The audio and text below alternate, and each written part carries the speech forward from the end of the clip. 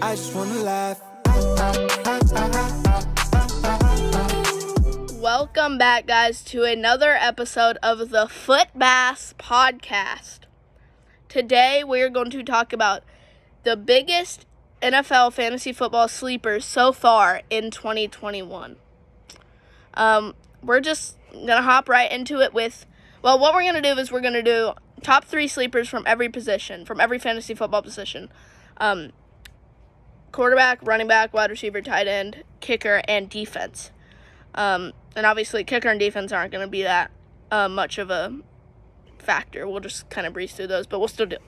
But first, we're going to start off with the quarterback position. So, number 3 is going to be Kyler Murray. Some of you may be shocked about this because he kind of was a fantasy stud before this year, but no one expected him to be this elite.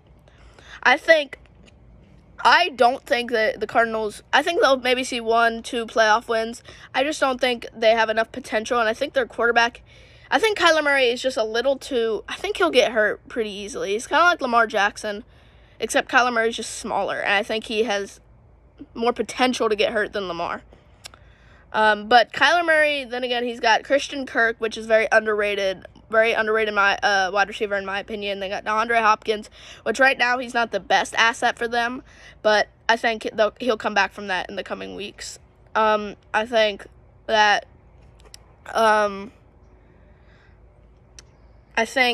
have a good running game with James Conner and Chase Edmonds, but Chase Edmonds is on IR right now, and I think that James Conner will not be able to be the number 1 running back as he was in Pittsburgh because Ben Roethlisberger was not really doing well those years that he was in Pittsburgh. But I think that Kyler Murray is just a very good quarterback, and I think he will still be very good.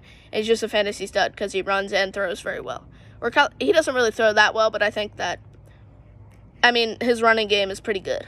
I think he could be a running back for the Jags. I think he might be better than James Robinson, or I don't know. But number 2 is going to be Kirk Cousins.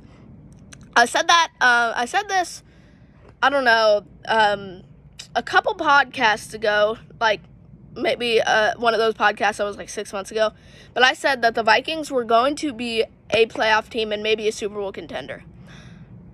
And they beat the Packers last week, but I think they still will make the playoffs. I didn't think they're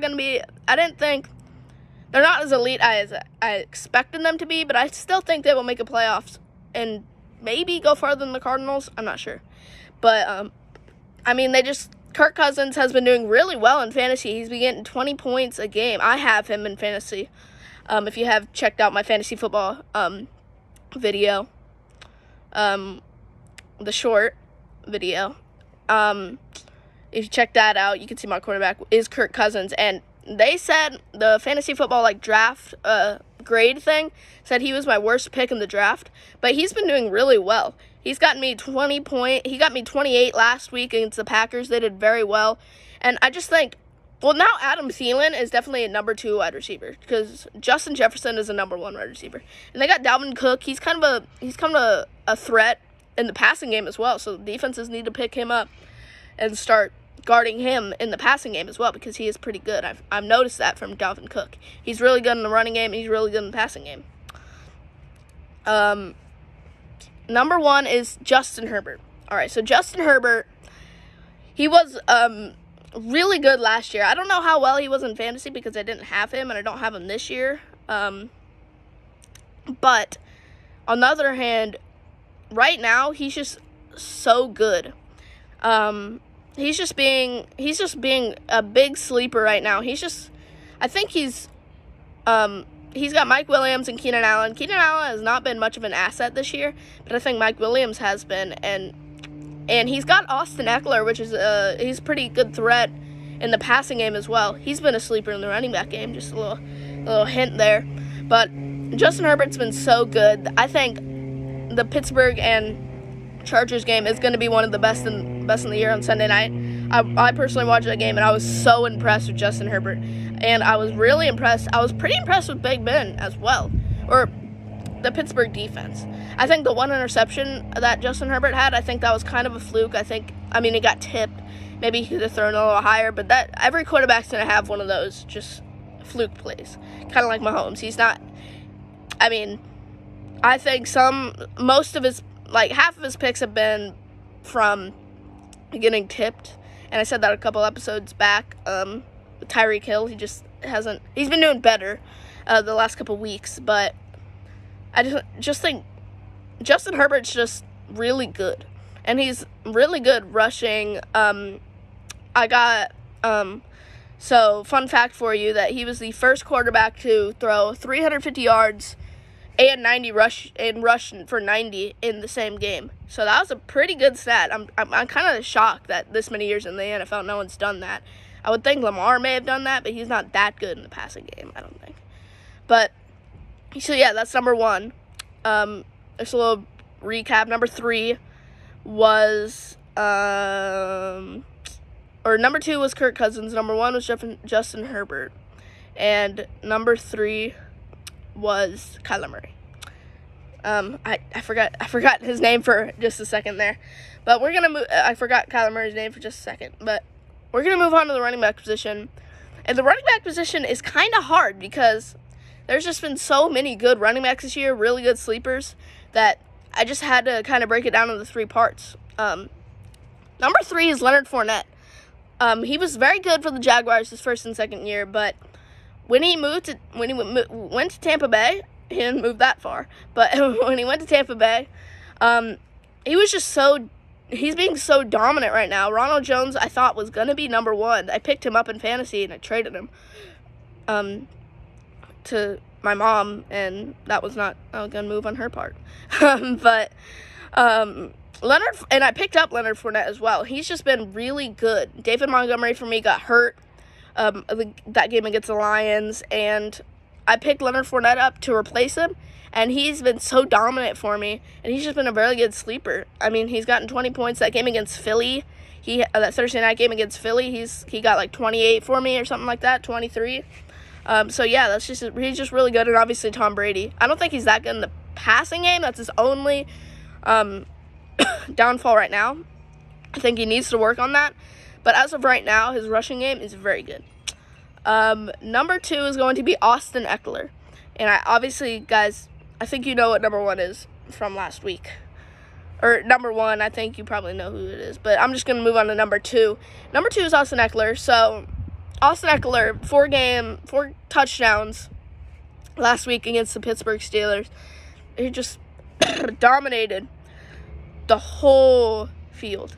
I mean, they couldn't stop him. I mean, I think I only watched the 4th quarter of that game. That was the best quarter by far. I think a lot of people agree with me. But I just think Austin Eckler, he did have a touchdown in the 4th quarter. He just did so good in that game. I really liked how he played. I kept getting notified another touchdown by Austin Eckler. Yeah, so he's just really good, and he's obviously got Justin Herbert throwing to him. Again, just like Leonard Fournette, I don't think he's that good in the passing game, even though I think like 2 of his touchdowns are from passes. But, yeah. So, number 1 is going to be Jonathan Taylor. Jonathan Taylor, obviously, against the Bills, he just crushed them. He scored 5 touchdowns, and I think the week before he scored like 2. So that's just huge. That was like 7 touchdowns in 2 weeks by Jonathan Taylor, and that's obviously a really good stat. I think he's the number 1 in rushing yards. Even though Derrick Henry is sitting down, I still think he would probably be in the number 1 because Ryan Tannehill is just really good, I think. He's pretty underrated. But Jonathan Taylor, I mean, the Bills were the number 1 rush stop defense in the league, and he just smoked them. And he scored, 35 points for him? And he scored 50 points in fantasy. That's like a record. I had him in my other league. I didn't have him in my regular league, but I had him in my other league, and I'm 10-1 in that league. In the other league, I'm 7-4 in 3rd place. But so yeah, he's just so good, and I think mainly it's because of the quarterback. I think Carson Wentz is pretty overrated. I just think that I think that Carson Wentz doesn't have too many good weapons, so I think his only weapon really is Jonathan Taylor. I mean, he's got Zach Pascal, he's got T.Y. Hilton for like 3 games out of the year. And I I forgot their tight end, but I know he's pretty, or Jack Doyle. I think it's Jack Doyle still. I think he's on IR, actually. But, yeah, I think Jonathan Taylor is just their only asset. I mean, or Michael Pittman, he's pretty good, but I don't think he's that good. Like, I think he can be a sleeper next year, but I don't think he is right now. Maybe I'll do another video next year about the same concept. But Jonathan Taylor is just so good in the passing and rushing game, obviously the rushing game, but the passing game he's pretty underrated in. So yeah, we're going to move on to the wide receiver position. And the wide receiver position is a little hard just because of the fact that there's a lot of different areas in which that there's a lot of different areas in which that just a lot of different, I don't know what the right word is, just different areas of which you need to kind of look at the wide receivers and use them in fantasy. But we're going to go right in with number 3, and we're going to go to number 3 is actually probably very, you guys probably don't agree with me, but I'm going to go Chris Godwin. I know some people think he's pretty overrated, but Chris Godwin he's been so good on and off the field, or I don't really know what he was off the field, I don't know. But he's just so good. I think, obviously, he's got Brady thrown to him, and Mike Evans has been a little underrated this year. I have him in fantasy, Mike Evans, and he's done okay for me. The first game, he had 2.8 points against the Cowboys week 1, first game of the year. But I just think Chris Godwin has been their number 1 receiver lately. And Brady really likes going to him, and I just think that it's just, I think that I just think Mike Evans is going to need to step up for my team, especially, and I just think if they want to win the Super Bowl again, I think Mike Evans is going to need to step up a little bit more than he has been. Number 2 is going to be Justin Jefferson. Justin Jefferson did so good last year, but he's doing better this year. Adam Thielen needs to step up. I think, here's the thing. I think Adam Thielen has done good. He did pretty good the first start of the year. So, first start of the year, 1 through week 3 or something. He was doing really good, really solid, Adam Thielen. And then, middle of the year, just didn't do really anything. And then, he scored a touchdown last week, but that was his only catch. So, it was 15-yard touchdown. He's got 9 points or something. I don't have him personally. My dad has him, but yeah. So yeah, I just think Justin Jefferson has been so good. Obviously, he's got Kirk Cousins throwing to him. That's another sleeper, obviously, in the quarterback position. He's just been so good. So yeah, that's really all I have to say about him. Number 1, I think you guys probably know this, Ja'Marr Chase. Ja'Marr Chase has done so good.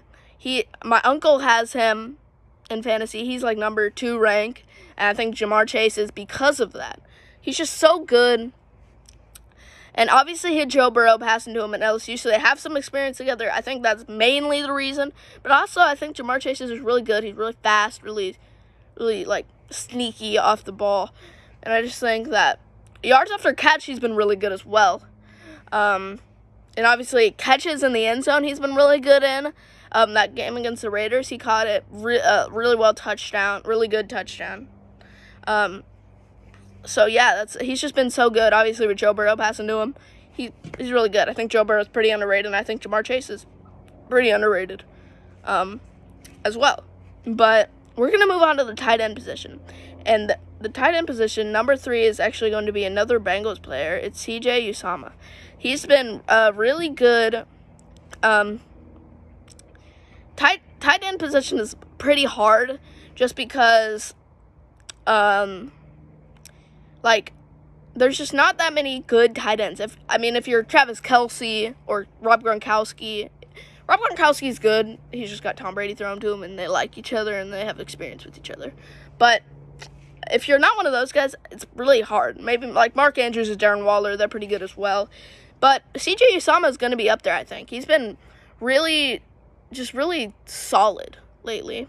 And I think that he will be really good in the future. I think with Joe Burrow passing to him, Ja'Marr Chase, that's the only thing with CJ Uzomah is that Ja'Marr Chase is kind of taking up a lot of the space right now, and because you can only pass, obviously, so many in a game. And because they obviously have Joe Mixon, who's also really good. So the Bengals are just really stacked this year. The most underrated team, in my opinion, this year. Joe Burrow, Ja'Marr Chase, CJ Uzomah, Joe Mixon, good defense. All the parts are there. They just need to capitalize. But yeah, when it comes down to CJ Uzomah and him personally, he's just really good.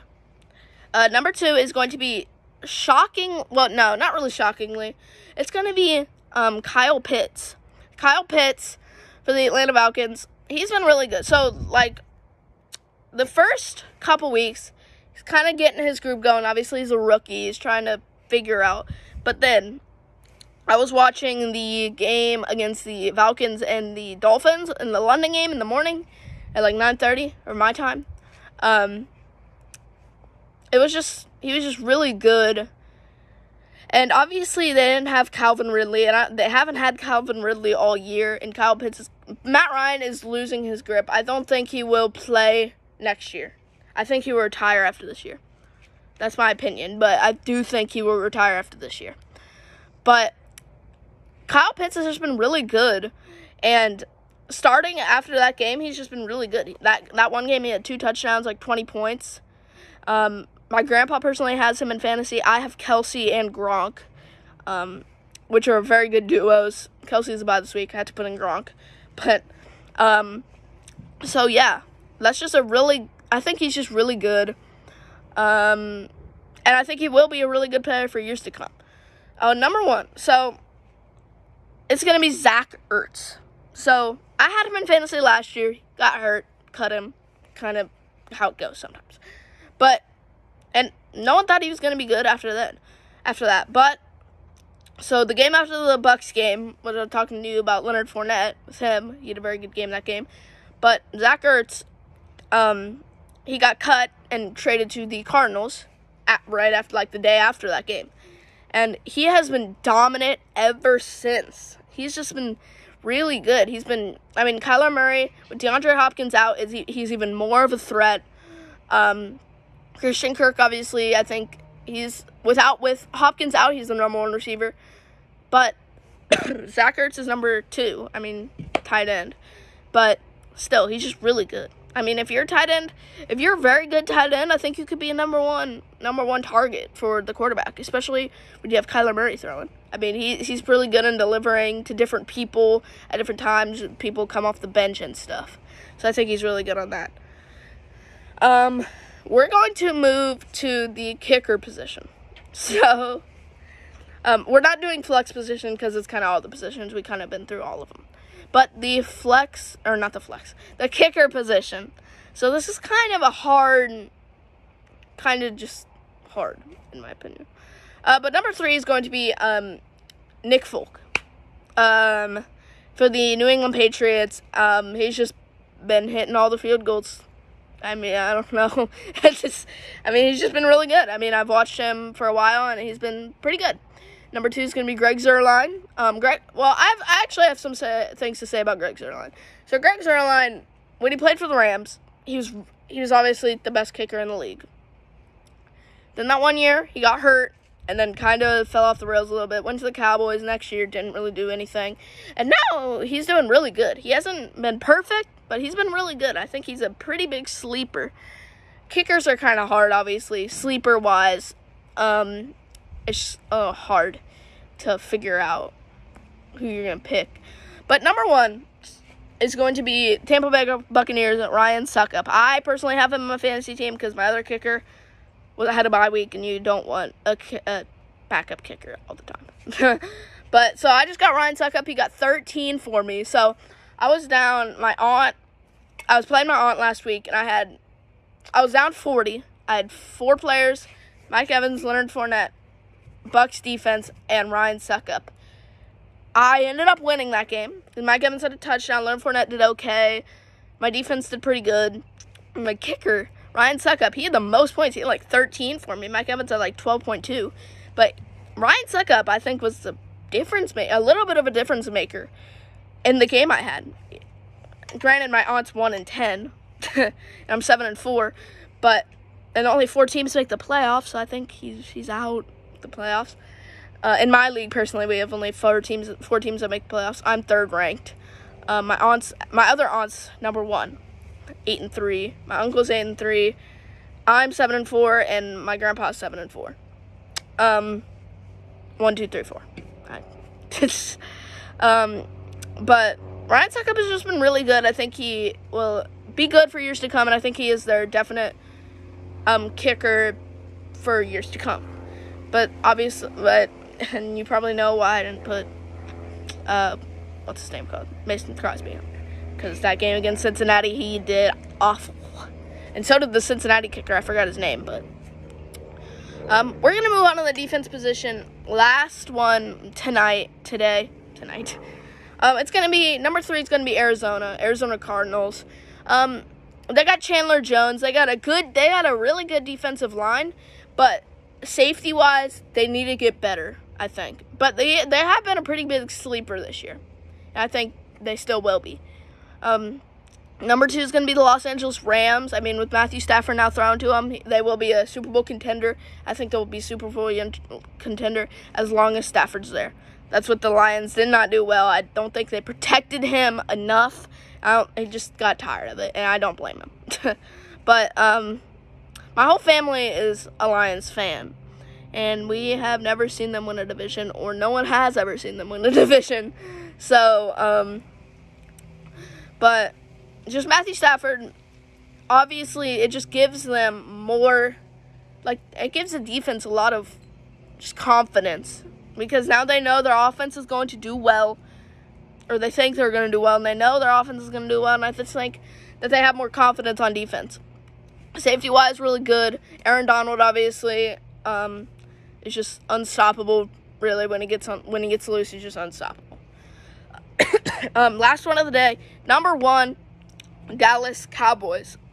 And the reason is Trayvon Diggs. He's had, through week 7, he had, a interception a game. That's crazy. That's got to be breaking records or something. I had to look that up, and I'll tell you guys about it next episode. But maybe not, because it's an NBA episode next week. But I'll tell you guys next NFL episode when I look it up.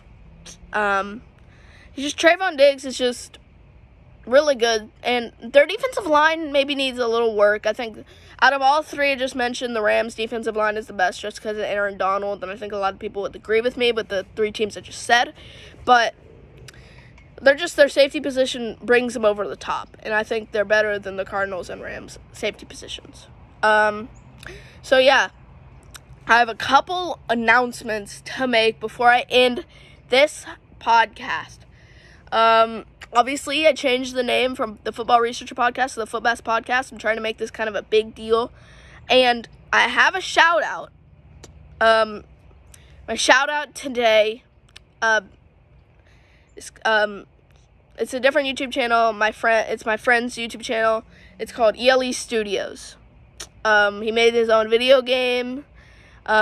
So type it in, ELE Studios. Go subscribe to him. Really good channel. I really like it a lot. And another announcement I have is, I have 3 announcements. The second one I have is I launched a brand new channel. We're still going to be doing podcasts, obviously, every Friday, hopefully.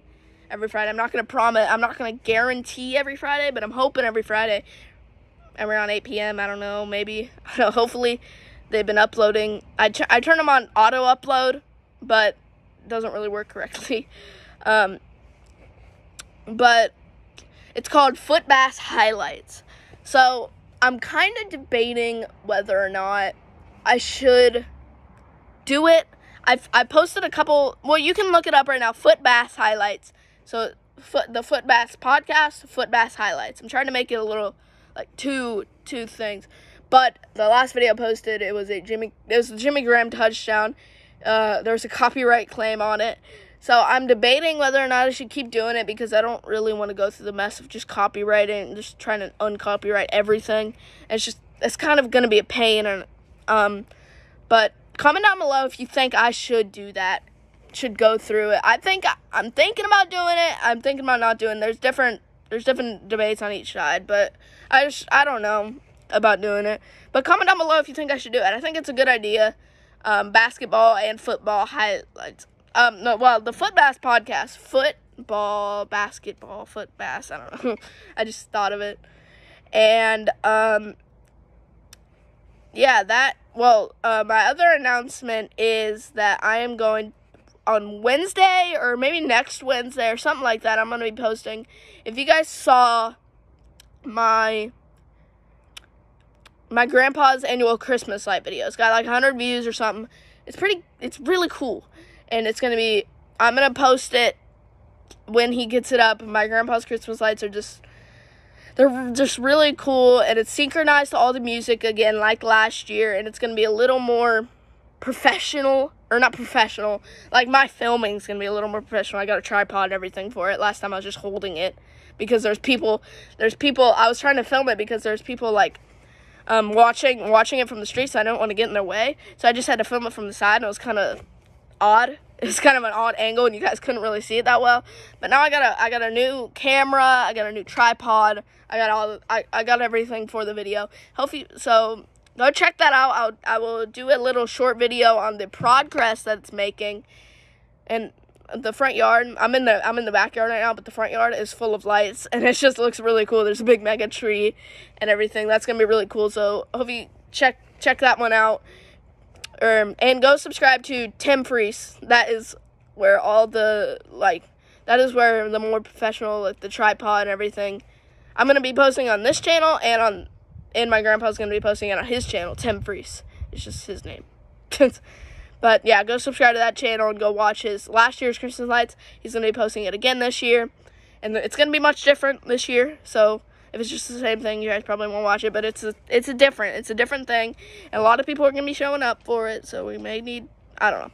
But yeah, so hope you guys watch that video. Go subscribe, obviously, to the Foot Bass podcast and the Foot Bass highlights, and to L Studios, or ELE, or L, any way you want to say it, and Tim Freese. So I have a couple shout outs and a couple announcements. But yeah, hopefully next week we're going to do an NBA podcast. I have through like a month, I have on my phone a couple video ideas that I will be doing in the future. So maybe give you a sneak peek next episode. I don't know, maybe. But yeah, hope you guys enjoyed this video, and hope you guys enjoy my intro and outros that I made. So yeah, hope you guys enjoyed it. And have a great day, and see ya.